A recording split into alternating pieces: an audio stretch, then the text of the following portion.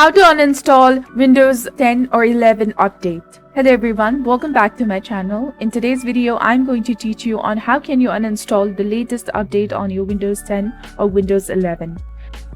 First of all, press the Windows key and R button at once. This will open a run command. Then after, here type appwiz.cpl and hit enter. Click on the View Installed Updates. Make sure that the Installed On option is enabled over here. And then after, click on the latest update from the list and click on Uninstall. This process may take 15 to 20 minutes to complete. Another same method you can do is go to the Start menu and then after go to the Settings. Click on Update and Security.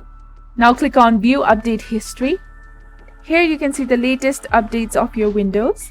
If you want to remove or delete the recent updates, click on Uninstall Updates over here. You'll go to the same page as before. Click on the latest updates you want to remove and simply click on Uninstall.